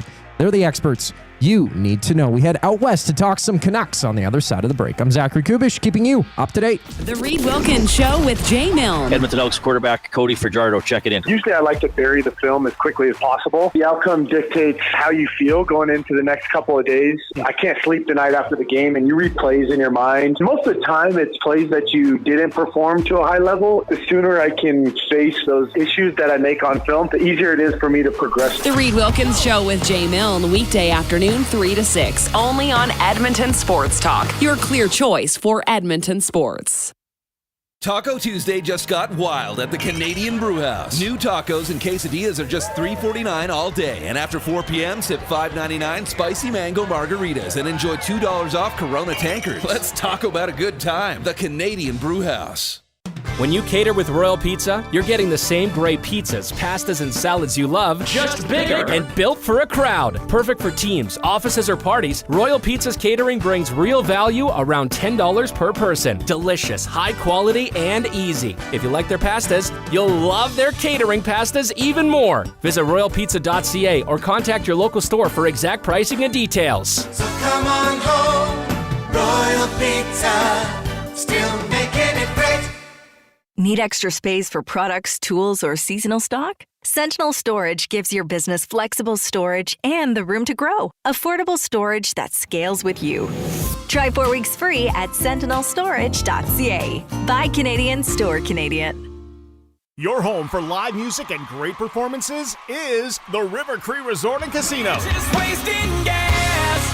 Whoa, blurring them dotted lines, killing. Don't miss 3-time CCMA Performer of the Year, Dallas Smith, Unplugged, November 1st at the River Cree Resort and Casino.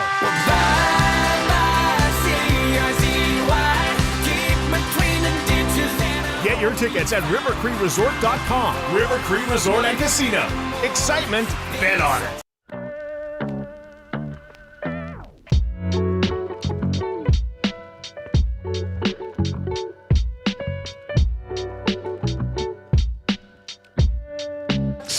Hey, we're back here on EST Afternoons. What a show it has been on the first day of the Edmonton Oilers returning to, for physical testing, all that fun. Tomorrow they're on the ice. Can't imagine what's going to happen when they hit the ice. Who do you see some line combos? Oh, yeah. Did we have who's the best in shape out of all the testing? Who do you think it is? Probably Connor. Think so? Yeah. For sure. You know who was like the best in my day? Bill Ranford. Oh, I was going to say Frank Musil. Oh, yeah. But he always looked like he was going to die when he got off the bike. Like I was literally ready for like chest compressions. Let's get to our guest of the day. Rob Williams from the Daily Hive in Vancouver joins us to talk Canucks. And I want to get a vibe check from Rob Williams. Rob, how you doing today? Doing great. How are you? Oh, buddy. Oof.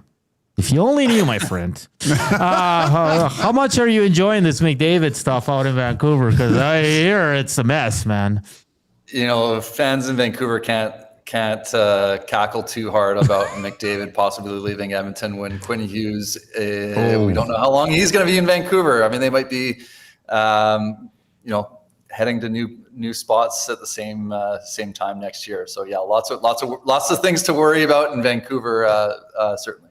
But for you, Rob, before we get to Canucks, just from the outside looking in, I saw your tweet today. You're like, stop worrying, Oiler fans. He's going to sign. We've been breaking it down because he sat down with Elliott and he's saying a few things. And we're on the side where we're like, he's either just trolling us and like he's just having so much fun with this, or there is a small potential that he might, who knows what he's thinking, might not sign throughout this season. But what's your take on this Connor McDavid contract extension? Yeah, see, my tweet was meant to be sarcastic because I feel like all of the messages I see out of Edmonton are Oilers fans convincing themselves that there's nothing to worry about with Connor McDavid. Yeah. And slowly, day by day, it's getting a little bit more nervous sounding. So yeah, that's where it is from where I sit, because I think I'm like a lot of people in Edmonton. I was expecting him to have signed a contract with the team by now, and it just sort of it just keeps dragging along. And I think everyone's just wondering, okay, well, what is he waiting for? And I think understandably, if he wants to win a Stanley Cup, looking at that Oilers team is getting long in the tooth. So, can they win a cup this upcoming season? I think for sure. But what about 3, 4, 5 years down the line? Like, do you want to be signing long term to a place that doesn't really have, much of a future outside of McDavid and Draisaitl? Rob, it's basically, as Lloyd Braun said, I think it was serenity now, which is the common phrase here in Edmonton, but insanity later. And I mean, with this kind of news, what would you think most GMs are GMs actually looking at this now and maybe planning and getting their ducks in a row to possibly make an offer, do you think, to Connor McDavid, if this goes that far? Yeah, I mean, I think we still don't know exactly what he's thinking. I mean, maybe the decision might not be, am I going to re-sign or am I not going to re-sign? It might just be, how long am I going to re-sign for? Am I going to sign a 2-year extension? Am I going to sign a 7-8 year extension? Mm-hmm. So I think, I'm sure NHL GMs, people in the hockey world talk, especially about this type of thing. I'm sure they have are beginning to get a good idea. If you're a team that thinks that you can get Connor McDavid, if you get some indication of that, then I think you maybe start to plan for that possibility. But you've got to. I think you've got to have a bit of intel before you just start clearing the decks and clearing all the cap space and loading up on the prospects and picks and players and whatever else you'd need to get them potentially in a trade, or if you're just thinking about free agency. I think if it comes down to, if you're thinking about free agency, you sign him to whatever he'll go for, and you figure out the rest later. You clear the decks in any other way possible if Connor McDavid is willing to come to your team. Rob Williams from the Daily Hive in Vancouver joining us here. All right, Rob, you were probably at the presser, but Rutherford, Alvin Foote all met with the media today. What was your biggest takeaway from the management and the new head coach on what they had to say today? Yeah, there weren't any show-stopping quotes really to come out of this. Not even from Jim Rutherford, who's known to have a few of those. I did find it interesting in the question, or the answer that Adam Foote gave in terms of how is his team going to play? Like, what's Adam Foote hockey look like? And he gave a bit of a different answer, I think, than what we're used to hearing from NHL head coaches. He said that they're going to adapt to their opponents, and which was a curious answer for me, because I feel like you often hear NHL head coaches speak about how they're going to play. They're going to be hard to play against. They're going to be, aggressive. They're going to do this. They're going to do that. And they want other teams to adjust to them. But he was very much saying they're going to adapt to the teams that they're playing against. They want to be a hard team to play against, as do all 32 teams. But he said that, which to me was I took that as a defense first approach. And that is the strength of the Canucks heading into this season.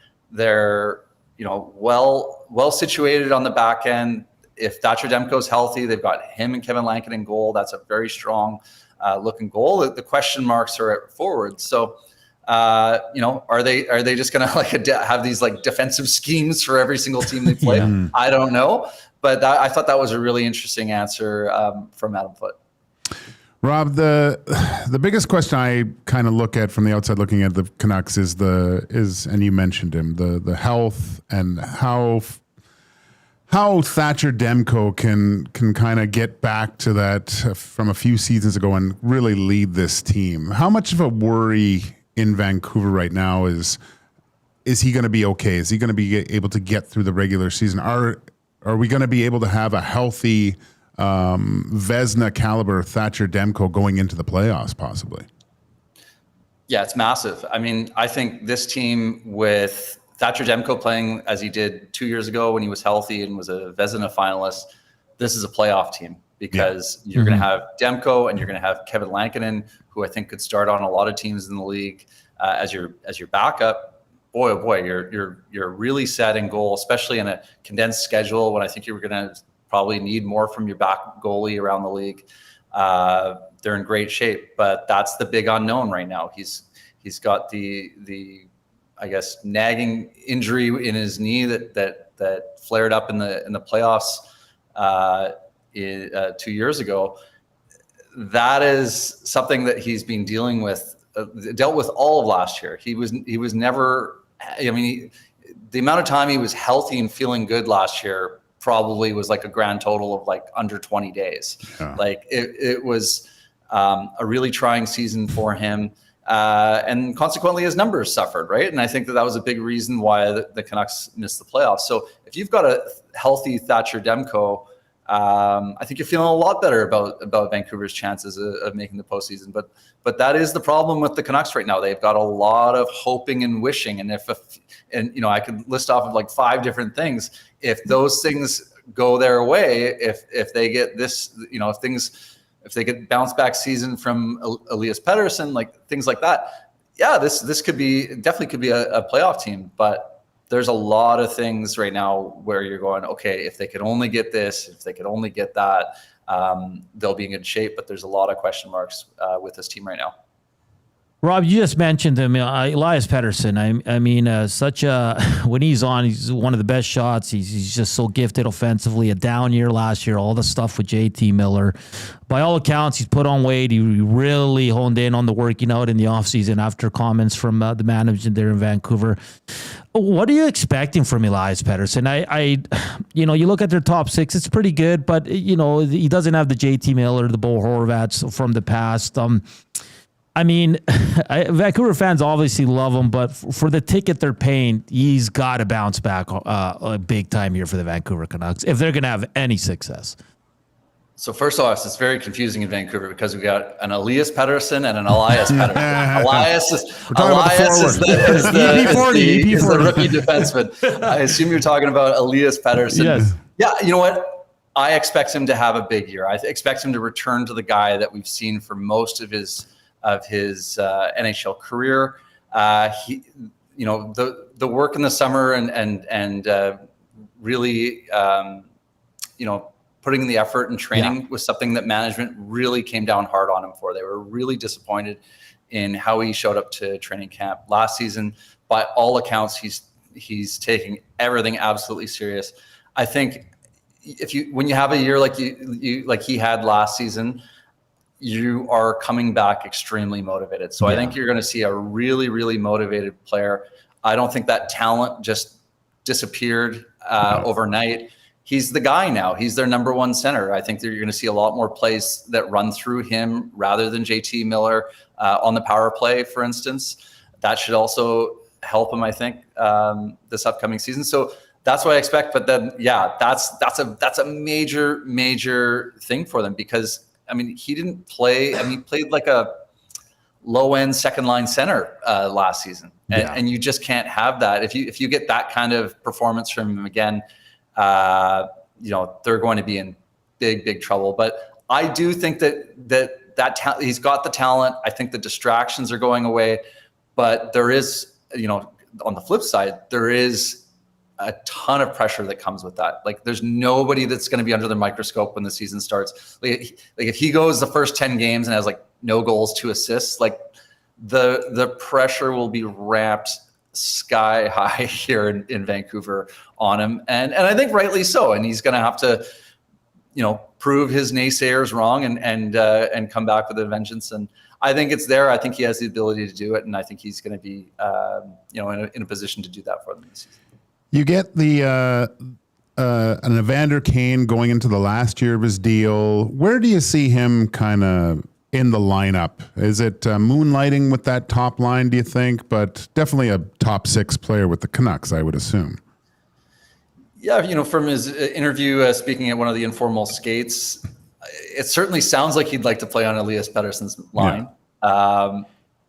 Who wouldn't? They haven't got much center depth after that. They got Philip Hedl is penciled in as their second line center right now. I see him likely fitting in on one of their top two lines. It wouldn't surprise me if he started on Pettersson's line. To give a bit of sandpaper. I think having that, what they call it, hard skill in the top six, I think is something that they're looking for. So it wouldn't surprise me if he started on Pettersson's line and then, we'll see line shuffling from there. But I would anticipate that he'll either play with Pettersson or Hedl, and likely get second unit power play time as well. Rob, last one for you. It's this Vancouver team. Like 2 years ago, everything went right for them up until the Demko injury in mid-March, and they were one win away from taking out the Oilers in the second round. Then last year, it was just so much noise surrounding the team. It was just the complete opposite. We thought they were going to be a legit contender for sure. Now this year, I think Vancouver wants it to be a lot quieter for sure. I think they're going to get that. But where do you see them? Do you see them challenging for the top three spots in the Pacific? Do you see them as a wild card team? Where do you kind of have them honed in right now with the lineup they have going into camp? Yeah, I think you phrased that exactly right. Everything went right for them 2 years ago. It seemed like nothing went right for them last season. I think that, who are the real Vancouver Canucks? They're probably a team somewhere in the middle between those two teams. I view them as a borderline playoff team. I think that they, if I had to put money on it, I think it's probably a 50-50 whether they make it or not. I think I'd give them the edge to snag one of those wild card spots and return to the playoffs. But yeah, for me right now, there's too many unknowns. There's too many question marks. There's too many things where you're going, okay, can Demko stay healthy? Can Pettersson bounce back? Can Philip Hedl, he's had concussion problems. Can he stay healthy? Can he be, is he a legitimate second line center? Those question marks are massive for them. I think enough things are going to go right for them that they'll squeak into the playoffs this season. Rob, great stuff. Vancouver's always a fun team to watch. Love when they play the Oilers. And, good to meet you. Been following you on Twitter for many, many years. Love your content. And I'm sure we'll have you on during the regular season, Rob. Anytime. Appreciate it, guys. Thanks. All right. That's Rob Williams from the Daily Hive. Great breakdown. I think we're all in the same boat, like pushing for that wild card. If Demko's healthy, they're a wild card team. I think if Demko's healthy, Pettersson returns to form. Yeah. And then Hedl can stay healthy because he's their second line. Mm-hmm. Because I think their decore's solid. Yeah. They got the second best defenseman in the NHL. He can win games by himself. Yeah. Yeah. He's that good. Like Quinn Hughes is, and then Quinn Hughes is what we're dealing with McDavid. Quinn Hughes will be next year. So, all right. That was a great conversation. Of course, hit us up, Nasty Chat. I want to see where we are for thumbs. We have a lot of people watching. We say hello to the Winnipeggers, the Hustlerites, the WSTers. They always just 71. We should hit 100. Should. All right. If you haven't slammed that thumbs up, we're 29 away from 100. Please slam that thumbs up for us and hit us up on the River Cree inbox 780-218-9999 and the afternoon inbox, like always, presented by the River Cree Resort Tap 25 Restaurant. Go check it out. You can get 50% off the entire menu 7 days a week from 2 to 5 p.m. On the other side of the break, we're just going to have some fun in Hernand's world. That's all coming up here on EST Afternoons. Here's Coop with your sports update.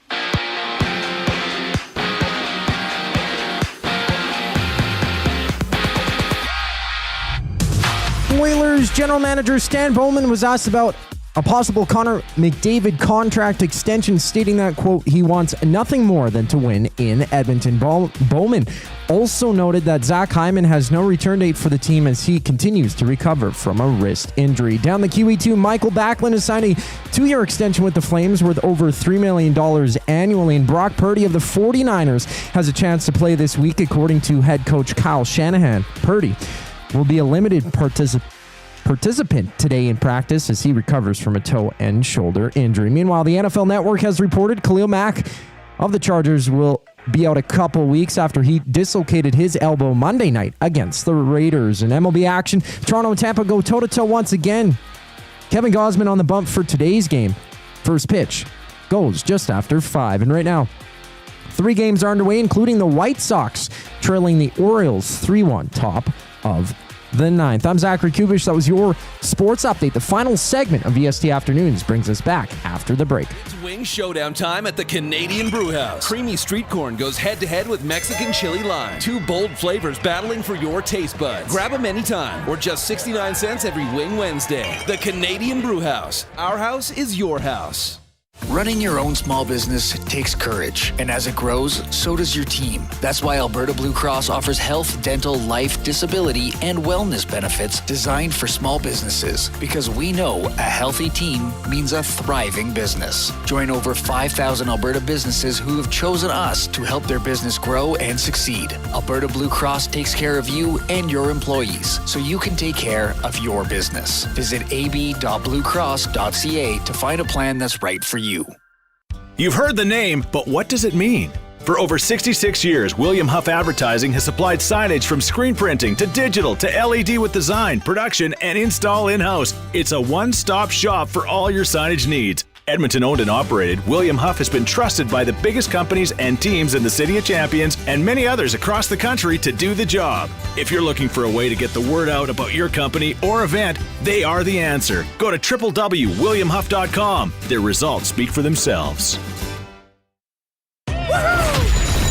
The leaves are turning, and just like golf season, time is running out to get in on Play Alberta's biggest offer ever. For a limited time only, new players can get up to a $1,000 casino bonus when they sign up.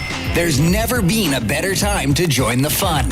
Visit playalberta.ca today to get started with casino, sports, and lottery all in one app. Must be 18 plus to play. Remember, if you gamble, please use your game sense. Your home for live music and great performances is the River Cree Resort and Casino. Just wasting gas. Whoa, blurring them dotted lines, killing. Don't miss 3-time CCMA Performer of the Year, Dallas Smith, Unplugged, November 1st at the River Cree Resort and Casino.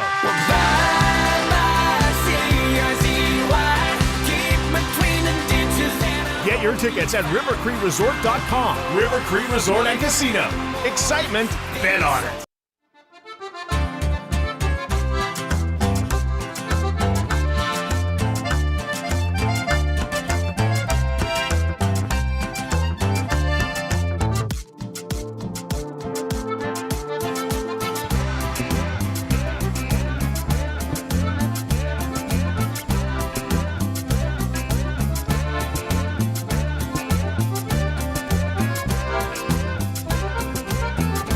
We're back here, final segment on EST Afternoons. Let's get to Hernand's World.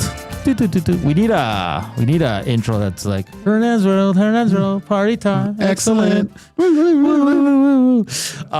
It's brought to you by the Edmonton Garrison Memorial Golf Club. Fall in for flavor and fairways. Edmonton Garrison Memorial Golf Club is open to the public with Twilight golf specials that go easy on your wallet and wings. So good, they should be on parade. Hit the course, crush some wings, and soak in the sunset. Visit EGMGolf.com to book your round today. Before this one says, I enjoyed meeting Hernand for the 23rd time, dating back to the TSN days. He has yet to ever remember me, which knowing myself is a lucky thing for him.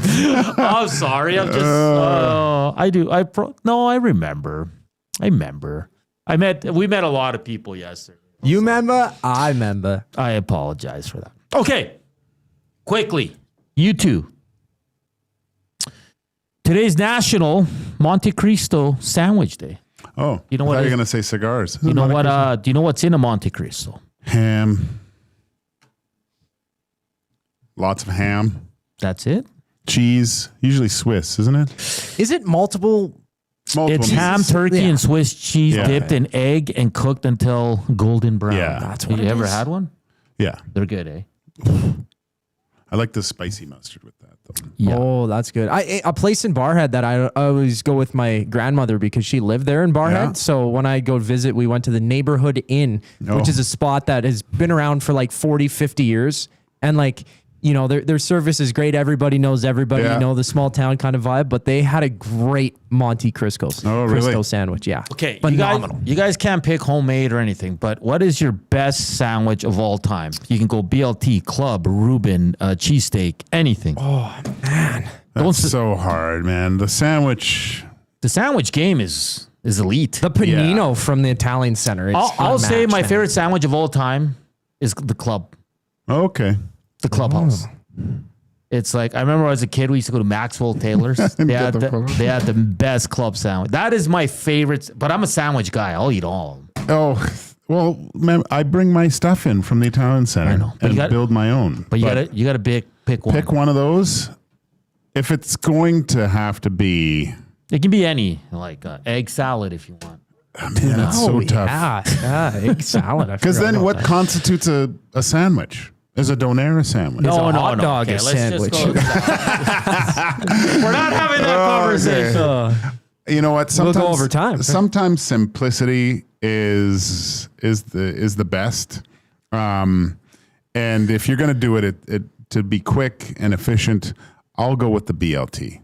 That's a good one. It's a solid sandwich. Cool. What do you got? One that I always grew up on was the grilled cheese, man. You get some tomato soup beside it as well. You get some pepper in there and you dip it, man. The nice crisp on the outside. You mix various cheeses and you can make it in different ways. Like, that's the beauty of it. But it's so simplistic, as Gager said, like, there's beauty in what is simple. And that's a good sandwich. It's art. No, that's it's like Ratatouille when I have it, you know?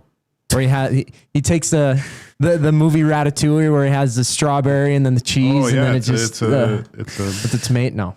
When he cracks the bread, listen. Double A says, I love a Cubano. Cubano's good. I had one at the Taste of Edmonton. It's roasted pork, Swiss cheese, pickles, mustard, and sometimes salami on Cuban bread. Really good. BLT is a good one, but I don't have it a lot, Joaquin. I don't. Cheesesteak is always a good one. It's all right. Yeah, so good. A Reuben. Reuben's good. I love me a Reuben, yeah. If you go to you've been to Montreal. Montreal steak? Montreal smoked meat. Smoked meat sandwich. Oh, we used to go to this place. It's like legendary in Montreal. It's like old school style. Oh my God, Joaquin. Oh my God. What? Is there I mean, the Italian Center sandwich is fantastic. It's great. Yeah. Can't go wrong. I like to spice it up a little bit. Like it's so. I'll put tomato in it. That's it. Tomato, arugula, spicy mustard, mayo. What about a lobster roll? That's kind of like a bit of a sandwich. You brought that. I brought that in once. Yeah. I mean, it was good because it was drenched in butter and garlic, right? But that's usually lobster. If you could only put one condiment on your sandwich, like mayo, mustard, butter, whatever. Ugh. I'd probably go mustard. Give me some good honey mustard, yeah. Yeah. Yeah, a good spicy mustard. Yeah, I like a spicy mustard. Like some harsh Dijon. Yeah. I'm not big for lettuce. I know I like the Clubhouse, but I'm not big for lettuce in my sandwiches outside of that one. Yeah, I get it. What about a nice like chicken sandwich, like a chicken burger? I guess they call them chicken sandwiches at various locations. Yeah. Like that's a Nashville solid hot one too. chicken sandwich. I like that one. Yeah. Someone says a banh mi, which is a Vietnamese cuisine. Oh yeah, we had those at my brother-in-law's. He made them. I've had those. They're good, man. We made he had the self-serve bar to make them, and he did the meat. Oh my gosh, they were so good. I did something with Chat GPT. Oh, what did you do? I asked it a question. What do you think I asked it? What is the best sandwich of all time? What is it? What have we been talking about all day? McDavid. I asked Chat GPT, will Connor McDavid sign his next contract with the Edmonton Oilers? You want to know what it? Yes. It spit out a ton of stuff. But I'll say its assessment. Would you like to hear the assessment? Sure. Yes, I do. AI? Yeah. AI responds with, my assessment. Putting it all together, I'd say there's a high probability McDavid does re-sign with Edmonton. Possibly short to midterm deal. If the Oilers can make clear moves that show the team is committed to staying competitive long term. However, if the Oilers don't address the roster concerns, this is what it says, aging veterans, need for younger contributors, etc., there is a non-trivial chance that he uses free agency or the leverage of being a superstar to test other markets or get more favorable terms. Whatever keeps his championship hopes alive. So how long until EST has a Chat GPT show? I'm kidding. That's, like they did with Seinfeld. I think that, on the YouTube. What do you think this is? That's pretty much what everybody's been saying, right? Yeah. So, yeah. I mean, it spit out a ton. Then it asked another... Yeah, I won't get it. Must have been a whole essay. Like, what format did they use? MLA? Yeah. I don't know. It ran through odds and analytics sources, how many people, and then it just went absolutely bonkers here. Bender's Pancake says top 3 chicken sandwiches: Popeyes, blackened chicken, Joey's, and the one at the Northern Bear Golf Course. Oh. There's a couple places on the north side that have sandwich places that I've never been to, but I see them on TikTok. We got to go on the road.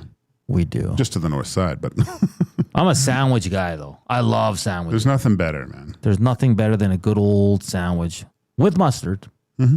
Yeah, mustard's always a must. Always a must. It's a mustard. It's a mustard. I had another good topic because today would have been John Ritter's birthday. Oh. And I was going to say your favorite best male actors in sitcoms. We can do that tomorrow, maybe towards the end. But we ran out of time because I tried to look like Larry yesterday. He sure did, showing the chest hair. Oh, yeah. Even our pal Jess was saying, wow, nice cleavage. Mex Bezusa says, you guys got to try the Jollibee chicken sandwich. Oh, I've never had Jollibee. We were at Cross Iron Mills like a month ago or something. When you were crushed? You should have seen the lineup. Oh, at Jollibee? Holy You could have probably used smokes. from what you told me. Yeah, that was crazy. Hey, it's been a fun show. Hey, listen, we're talking McDavid. We have to. CB, we can still be friends or acquaintances, whatever.